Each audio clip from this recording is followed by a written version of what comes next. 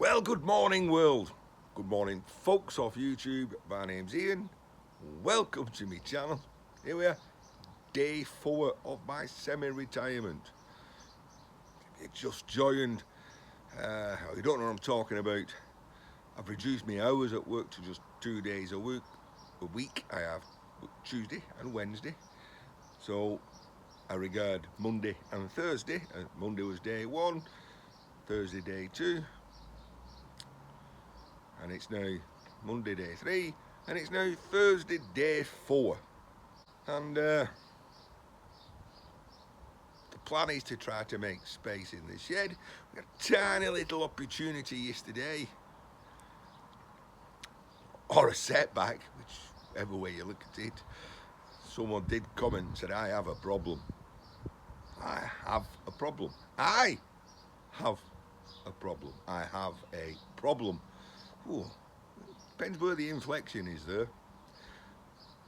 Whatever, if I've brought it home, I have to deal with it. So, we're up and early. A little bit later than I would have liked to have stayed. Changed and safety crocs on, ready for work. One of my jobs today, a rather nice weed whacker that my neighbours give me to mend because they've chopped through the wire.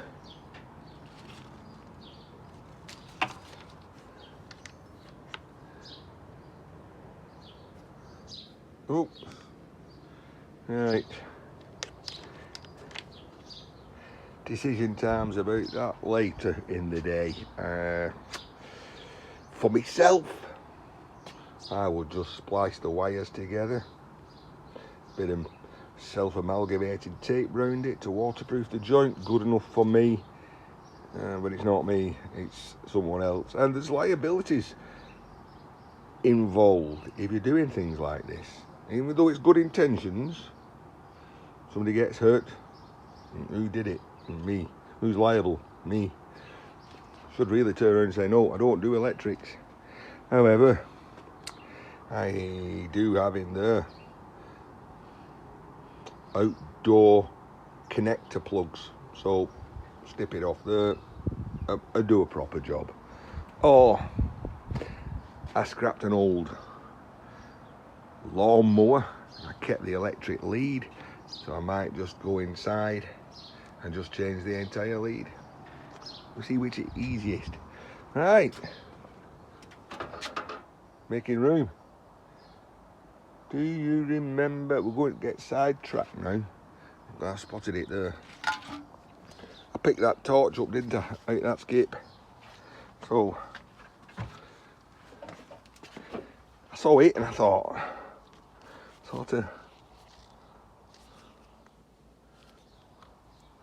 of lead with that. It's not C, it's different. So I had a quick look through some leads and I found one that fitted. Plugged the charger in and well, we got some lights. Does that mean it's charging? Winner, winner. We'll leave that on, see what happens. Gone off. Gone off. Back on again. Probably mean it's charging. On, off. I will leave that. Right. The bench. Well, it's clear enough if I can get at it.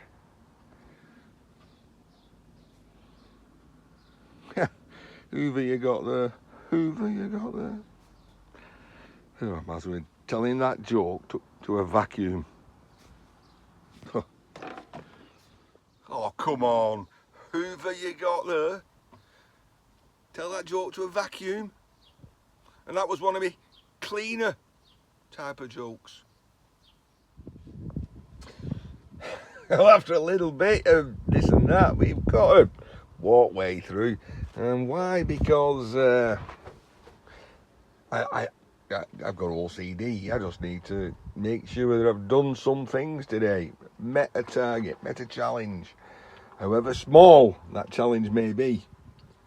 So we said we was going to strip all these digitherms, which are Ethernet router control lighting system control thing. I had a look on the internet. If you want to buy one of these, you're talking a lot of money. $1,500, $1,800, $1,800, about 1,500 English squids. A lot of money. Seen a couple advertised on eBay, and they're selling for round about, well, they're advertised around about £285, £300, which means I've got 1, 2, 3, 4. It's a lot of money there. This one, I noticed the RJ45 socket is missing, so that I'll take apart and see what's inside it. I'll take it apart now. And then attached to that, is it called a bus for all these things? These. So I thought, well, I'll just take those apart. Just gives me that little bit of space, and you can see I am breaking stuff up.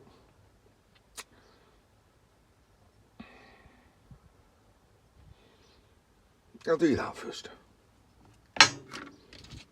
Easy. I don't know what it is. There's a lot of them together.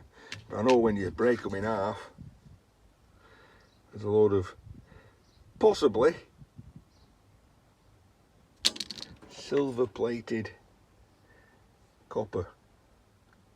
That little bit is iron. See? You take that off and it's either nickel plated or silver plated. Again, I do need to test. I do know some of these contactors I'm taking apart have definitely silver in them. Nice big buttons as well. I'll just do that one for you. I'll do that one for you. We'll move on. I was going to do that, and then I went, you know, bear in mind what I said about the light. Black wire, red wire, they said it's 12 volt, and then I looked at it and it says DC low, DC on, and then that says input 240 volts AC, BAC, output 24 volts DC, 10 watts. So that's the AC input. Then you'll be able to see inside there, I can see a capacitor. So that's definitely, we'll give that a try. Why not?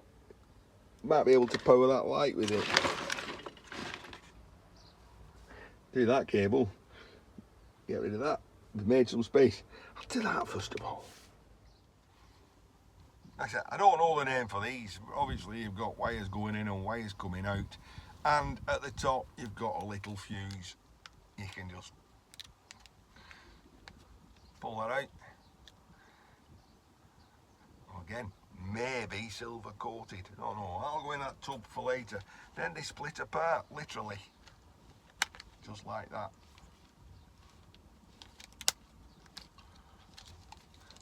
Don't forget to take all your fuses out. If you don't take your fuses out, they don't split apart that easy.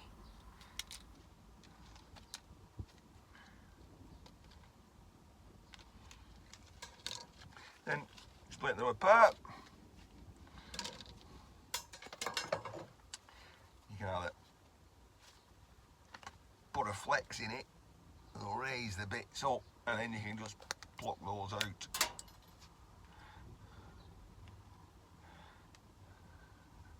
Again, take that little bit of metal off, and you've got, I'm inclined to say, nickel coated copper. Tell it's copper with a colour at the end.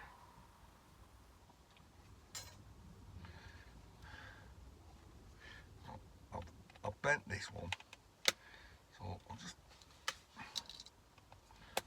rip the bits out of this. Well, those done. Back down to these contactors. of an old die from work. Oh, it's just a block with a slot in. Works for me because I put that on top of there. That brass rivet, which is holding the thing together, is over the top of that hole. But it just so happens all the others fall outside of the hole. Meaning I can take my drill, I can drill the centre one out over the top of that hole, and all the others I can drill without moving it because they're outside of the block.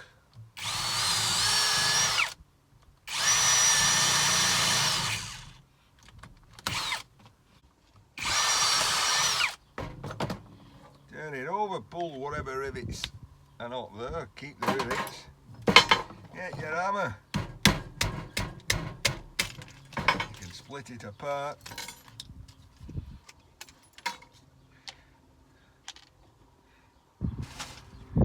Test the copper with your copper magnet. Oh yes, that one's definitely copper. I wonder if that's copper as well. Oh yes, that one's copper as well. What about that? Oh, no, that's not copper. What a shame.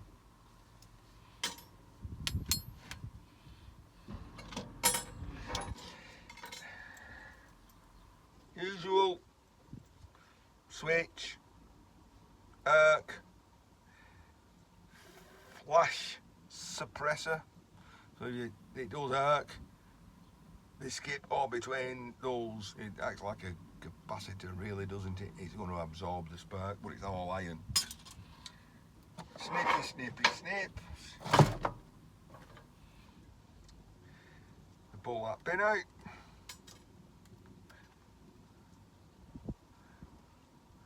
Snip the wire there. To pull that off. Giving us some piece of thingy. That should come apart because that is silver coated something or other. On this side, now this is a quality unit because normally speaking this lot is always magnetic, so we snip that off. But we don't snip it off, we just pull it back because that's magnetic. Again, copper. Not really, it's just anodized, whatever it is.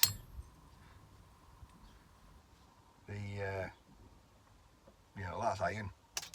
Well, that normally is like this copper coated iron. Well, this in this instance is not. It's, I guess, silver coated brass, or no, it's copper. It's either silver coated copper or it's nickel coated copper, but it goes in that pile anyway. So the brass things we keep and put there, and then we move on to the actual solenoid. That's held together with that snip.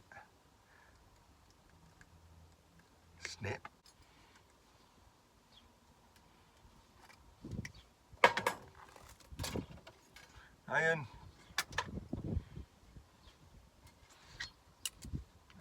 It's not really copper. It's not really copper. That's copper. Silver.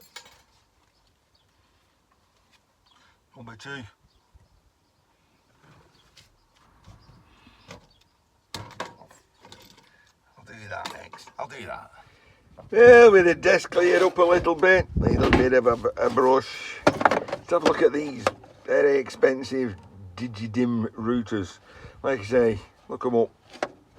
Digidim 910 Elva. You're talking $1,800 to buy one. Great write up. No obvious screws. catches. This'll hold stick a pokey thing in it. Pull that out.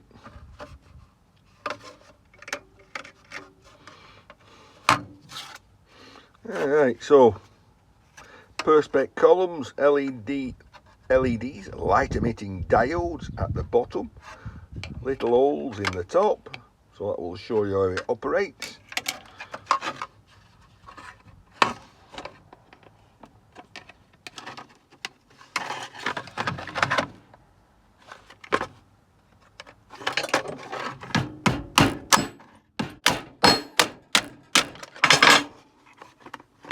Oh, sorry about that. Gold.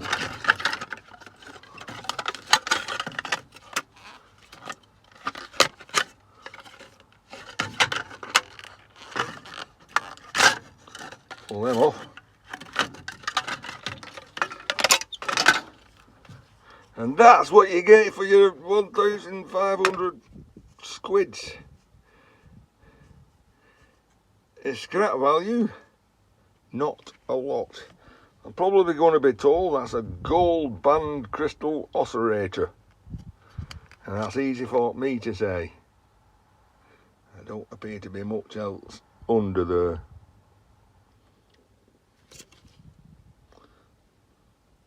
There's two round things. So we'll have a look. Snippy snips. Let's have a look.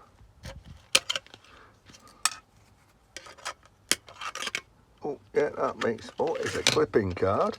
So it's, oh, gold edge band card. Oh, it's got a chip, a gold cornered BGA chip. So it's worth something. For a MOSFET.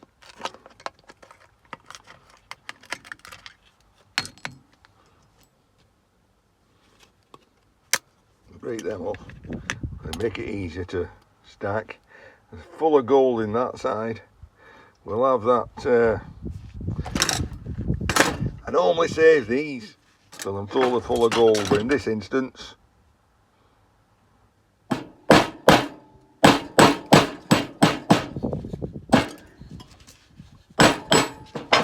we'll just go for the nickel plated copper.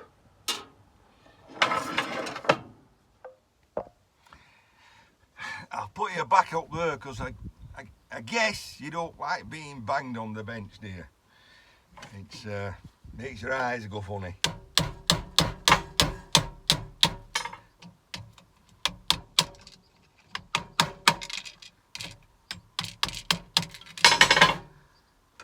I keep the M&Ms because everybody else does. Transformer goes in the transformer bucket. There's another MOSFET, which you just tap the end and it releases the plastic. And there's a tiny little leg there. People saying, look over all those gold bonding wires. Well, if they're tiny. Too tiny for me.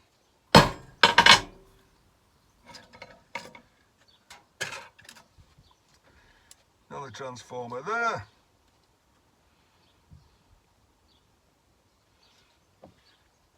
Underneath what appears to be a battery.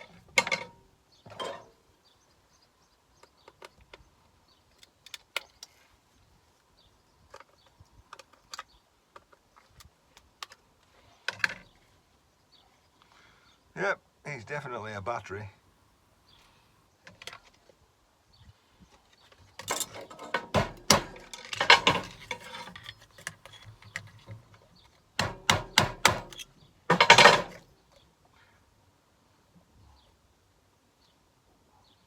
Do for me, for the time being. Alright.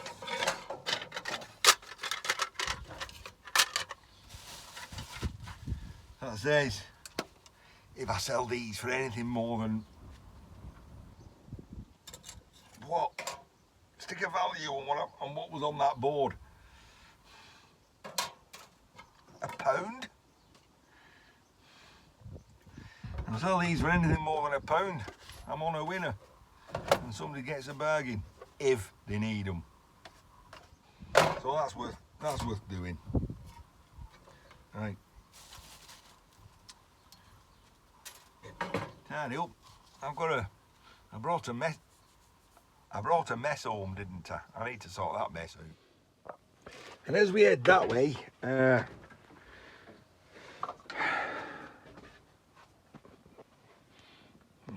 talk about that. So my good friend Guido Wandel from his channel's All Handmade. Okay.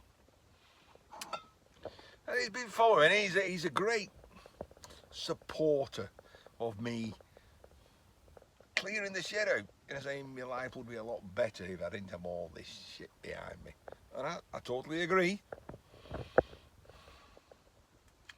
And as I very first started this journey, I said, don't forget, it's only day 4. I said, how do I do this? Do I do all, small bits? Or do I just do some big bits and make it a visual improvement? And I decided, well, I needed my bench clear first before I can do anything. And then once I got my bench clear, and I started doing some smalls and some other things, he said, Ian, just when he's talking to me, when we're having a chat on, whatever it is, Zoom, Facebook, Messenger, whatever, that thing, he said, what's that behind you? I'm like, what? He said, that. Well, that. I said, no, he's German. Don't forget he's German. And he speaks very good English. Excellent English. I mean, I don't speak good English. And I speak very colloquial English with words that don't appear in the English language. But they do.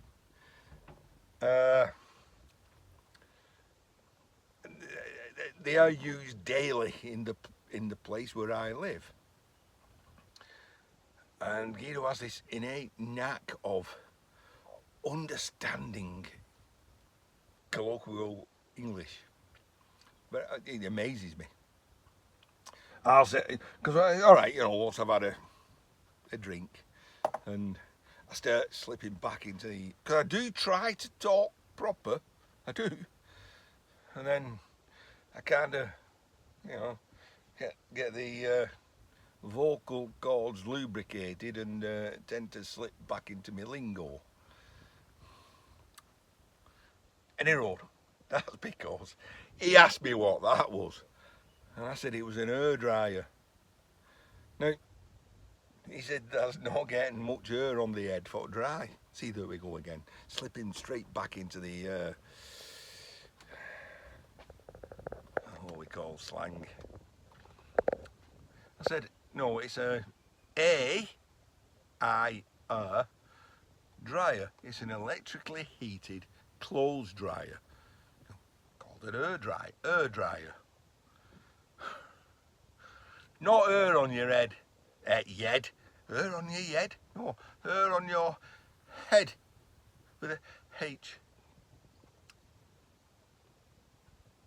So he said, well, that's chat. He said, take it out. You haven't got room in the workshop. Take it outside the garage. It's a bit like everyday Solars does. He has to work outside the garage, outside the shed. He said, break it up there. I said, my missus would have my guts for garters if I start scrapping in the garden. This is my domain, that's her domain. However, I'm going to take his advice. It's nice outside, so let's get it down, let's get it out. Let's take an hairdryer to bits. Right, I'm going back. I was going that way. On the way outside with me empty cup. Oh, we got green lights. Right, that's got to mean that's got to mean the green lights have gone off. Oh, the red lights. What the all the green light, red light, drive you through the dark night, listen to the pouring rain. I gotta see Jane. Oh, that works. Right. Oh, you got green lights, red lights, no lights, bright lights, dim lights. Right, 3 presses, bright lights, 3 levels, green light, red lights, no lights. That seems like I've got myself a little head torch. Winner, winner. Anyway, as I said,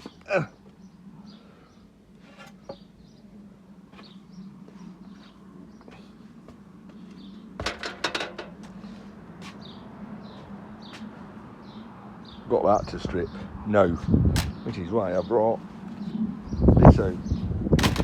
It's a electrically heated clothes dryer. Picked it up on way home. It's aluminium and it's got a wire on. See, there is sometimes I can have a bit of finesse, although the hammer's not too far away.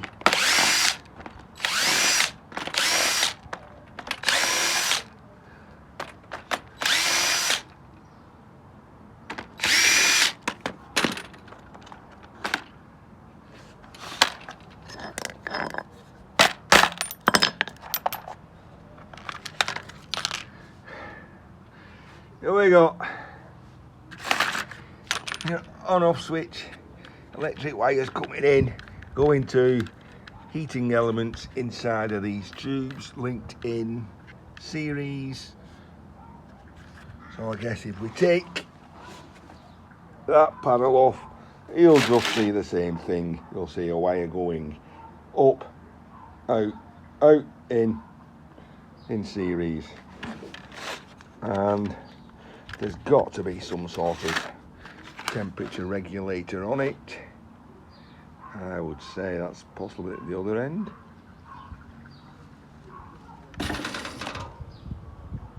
Then again, there might not be.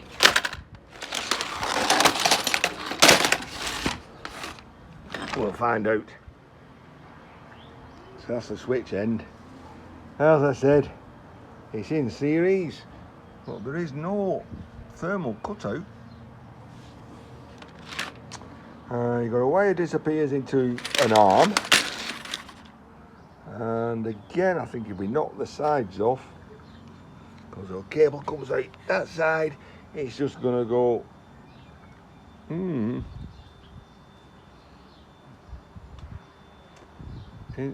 out, in, out, up, back. So with the plastic caps at the end unscrewed, this is an aluminium form that slides off, and as I suggested, it goes in, out, in, out, in, out, and then it's got to come back and return. And indeed I'm right. So in, out, and then the return wire. Now then, either this cable gets hot, or inside of that tube is a coil or something. You know, this whole contraption, I see them advertised in the shops, and they're only about £27. I'm taking it apart from the aluminium content, scrap value not a great deal. You look, each one of these tubes is held on with 2 screws at either end, all these little screws. Piece of extruded aluminium, be tapped at the end. Plate that's been punched and then somebody's had to thread it all together. Amazing how they can do it for the money, isn't it? Like I say, selling for £27, they're making the £5, £7 profit. There's transport involved, there's import duties. Somebody in China's making this for not a lot of money, but they're making money. Amazing. Right, we've got heat resistant wire here. Obviously I've got a joint, and then it goes onto this red rubbery type of lead, and that's the bit that's got to get hot, doesn't it? To make that hot to dry your clothes. So don't Ian, don't think about it till late. Thought about it. Let's cut a length off and stick 240 volts through it.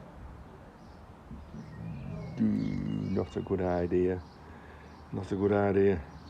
It is a good idea, but I think, like LED lighting systems, the resistance of that has been calculated so that it only gives out, takes in electricity, only gives out so much heat because of the resistance in the combined lot. And if I was to just put that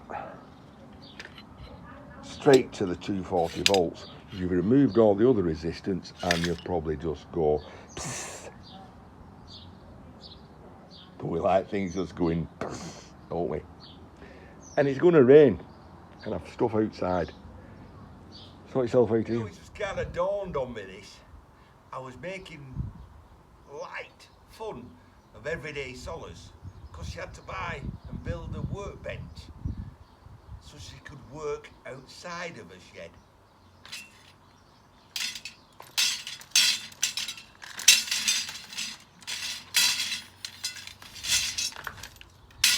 Maybe not a bad idea, Solars.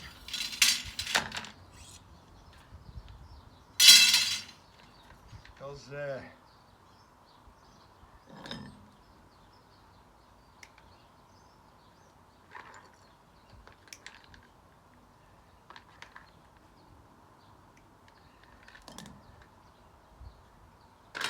it's not the getting down, it's getting up again.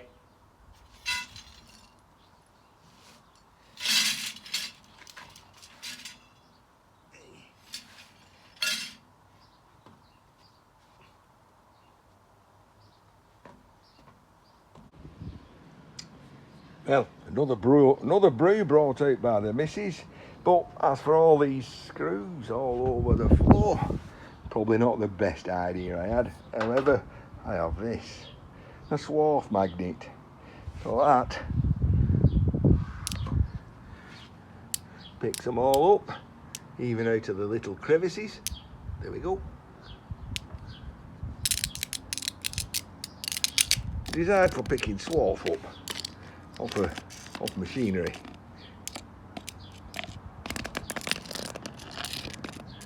Gets in all the cracks. It doesn't pick up the stainless steel ones. And then you pull that little knob up at the end and they all fall off. One stainless steel one. Amazing.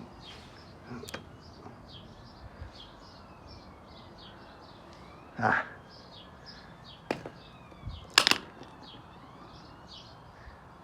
You see it hiding.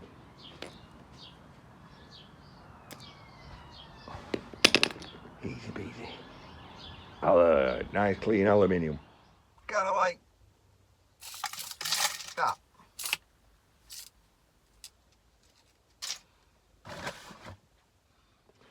You know, I believe even Shark Scrapper would be happy to see that I'm throwing all the screws and nuts and bolts away. After all, how many does a man want? when he's only got a short lifetime left. Is it 70? I'm definitely into that third score. 70. I'm 66. I've only 4 years left. That's not good. 4 years? I might need a tad longer. I think I'll call this end of part 1. I'll see you in the next video for the rest of the day. Why don't we stick 240 volts through it, see what happens. Can only go bang, can't it? And so indeed we've swapped the 13 amp fuse for a 3 amp fuse. We've connected the blue to blue and white to red. We'll close that. I don't know if that fuse is okay or not, but we'll see. And then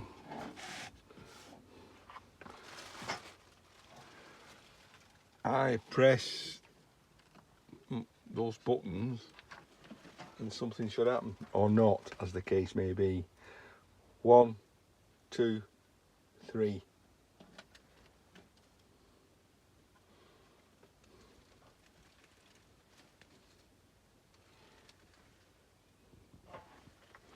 Well, I didn't expect much to happen. Just give it a little bit and see if anything does happen.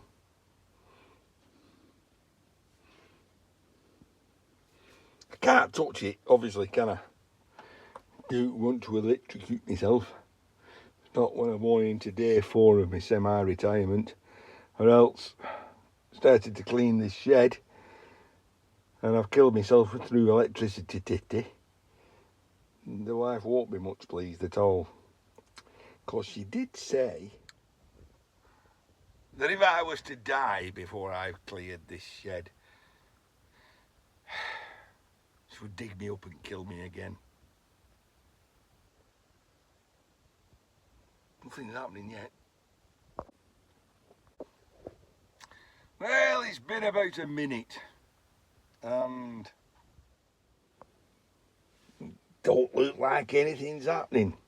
However, there is a definite temperature differential. So that's how that works. I ain't touching it. I mean, it's, in theory, it's insulated. That's what it's designed to do. Elect 240 volts in, goes round, heats up inside that, inside of that tube. The heat transfers to the tube, and the tube transfers the heat to the clothes that are on it, because it is a air dryer. And if you skip through all the way through and just come to this point, it's not a air dryer, it's a, how can you ask a northern lads who don't pronounce H's to say hair dryer?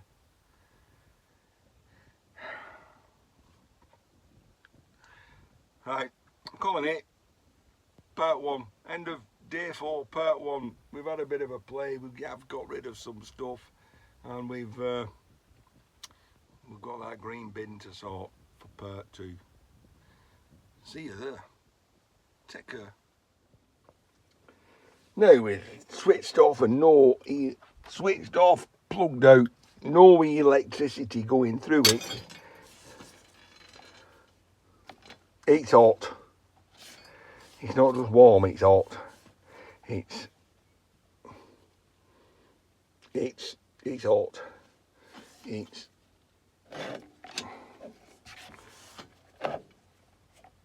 It's bordering on. It's bordering on. Ever watched Kung Fu? David Carradine, when he left the temple and he hold of that red hot cauldron with his hands, and it put the picture of his dragon on his arm. He's bordering on that.